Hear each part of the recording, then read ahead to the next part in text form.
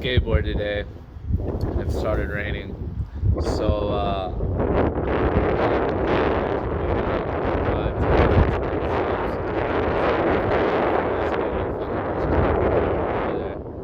actually, no, it's the opposite. Alright, over here, it just rains for a long time, and in Florida, it's for a short time. Yeah, that's right.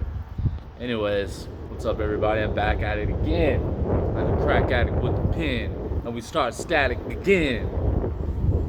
This is not a rapping channel. This is a recovery channel. So today we are talking about, do people in AA really live by the things they say? These principles, when you first go in there, they're like, I live and die by these 12 steps and these 12 principles.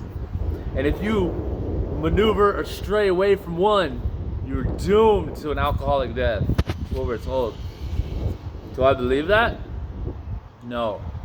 I don't really necessarily believe that. And I don't necessarily believe that not just some of them don't live by all of them. I would say most of them don't. But they live by the major ones. Most of them live by major ones. So I would say some principles and some steps are more important than others in AA. As in actually staying sober, 100% is going to be a lot more important than say not lying. We'll say that, like, not lying is really big in AA. You're supposed to be honest in all your affairs. It talks about that a lot in the big book. Really supposed to be honest.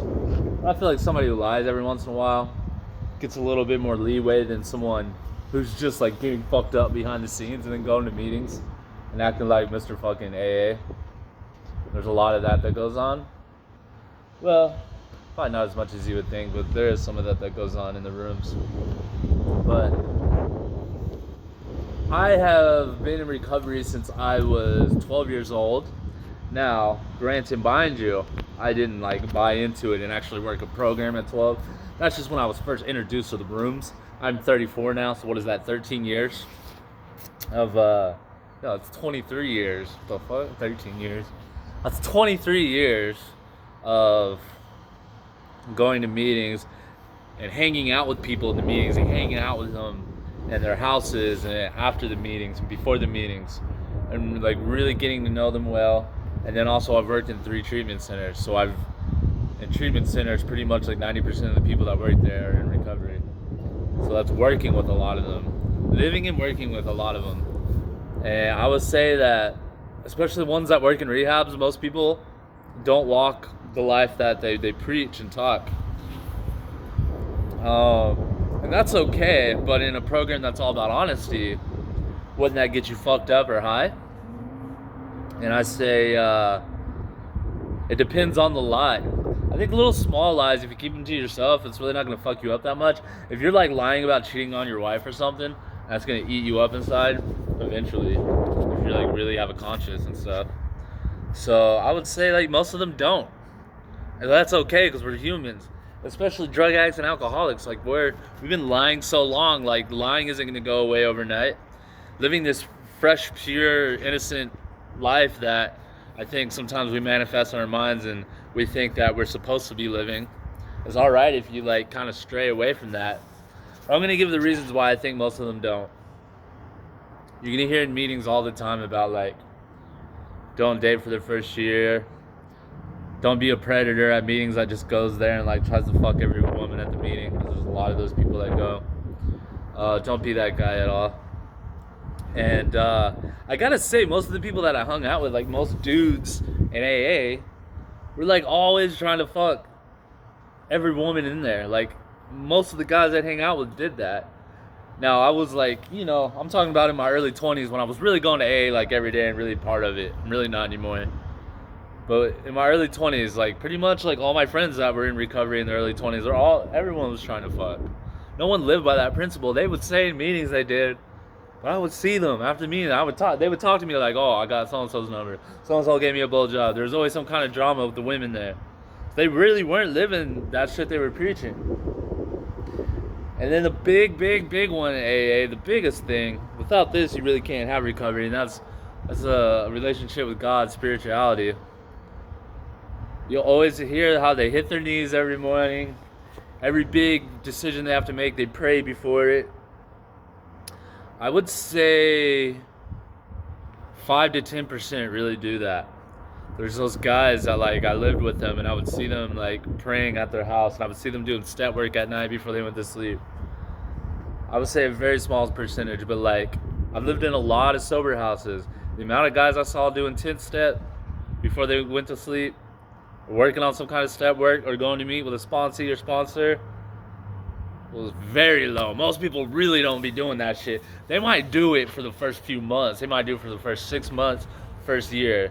They might be, doing something for AA, doing something for their recovery outside the meeting every day. But I would say like after 6 months or a year, mostly no one does that. But they say they do in the meeting, so why? Why? Why are people saying they're doing these things when they're really not doing it? I think there's like a lot of shame and guilt when it comes to AA. Like, you're sharing a lot of vulnerable stuff in a room full of like 20 to 100 people. So after the meeting, there's always people that come up to you and they want to talk to you about your share and they want to talk to you about what you should do. If it's a good meeting, they won't do that in the meeting. There's a lot of meetings where you'll share and then like the whole meeting becomes about you, which is really uncomfortable and I hate that a lot. So when there's that kind of pressure when you share, you want to share good stuff so people aren't just like belittling you and berating you with like how you should be living, because that pisses me off more than anything. When someone's telling me how to live, that really makes me mad. Even though that's the reason I'm there, I just want to hear it from a select few people. I don't want to hear it from Mr. Still on fucking methadone, how I should live my life. Like, I'm not really trying to hear it from him. I'll hear it from like older people that have been sober for like 20 plus years, and they also say it in a different way, more respectful way. But I don't want to hear that from everyone. So like, I'm gonna say things in the meeting so that I don't have a bunch of people coming up to me after the meeting telling me what I should do. This is the reason why I don't do it. I think a lot of the reason a lot of other people do it is because there's a lot of status in meetings. There's a lot of like, it's a very political place, There's cliques, and certain cliques are above other cliques. Usually if you're a newcomer, you gotta work your way up the cliques, which means going every day, making coffee, staying after the meeting, putting chairs up, all that. You really gotta put in your time, move up the social ladder at AA. But once you're at the top social ladder, and you put in years at the same clubhouse, you have to have a certain respect and a certain commitment to AA, meaning sponsoring people, really working on yourself, really working the principles. And if you're not, then that clique you're in is gonna give you shit, and they might not be cool with you anymore because you're not really working it. So I think a lot of people just lie so they can still be cool with their social clique, which a lot of this seems kind of counterproductive, right? But I don't know, like AA is the idea of AA and the principles and the big book itself. All that is great, amazing stuff. There's not a single bad thing wrong with that. It's just like us humans get a hold of it and try to twist it and make it our own thing, and then that's when it gets all fucked up. So I don't know, I like to go to different meetings where I'm not going to expect it to be back there or ever see those people again, and then I can kind of just go for the message and leave, and I can miss out on all like the political aspect of it. So I would say most people don't. That doesn't mean not all of them do. And also, it's just like, don't be turned off by the bad ones in AA. Like, every place has bad seeds, and there's no reason to get turned off because you see, like, this would happen to me a lot. Like, I would get a sponsor and I'm like, I put them up on this pedestal, like, this person is gonna save my life.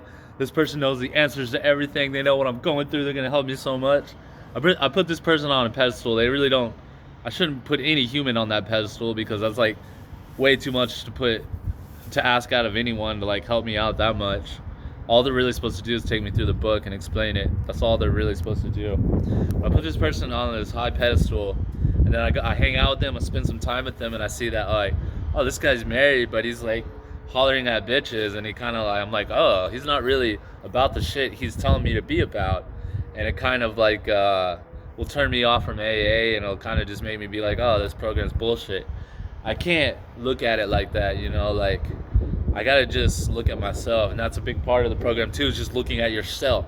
The whole program is very selfish. It's all about looking at yourself and at your flaws and your defects, and how do we fix these, because these are the things that are making us drink. Um, so, yeah, I would say most people don't, but I appreciate everyone. I'm gonna try my hardest to get some more videos going, some more interesting topics. Nobody has left a comment on any of my videos. So if somebody could please leave me a comment, that'd be sick as fuck. And I hope everyone has a good day. Love you. Goodbye.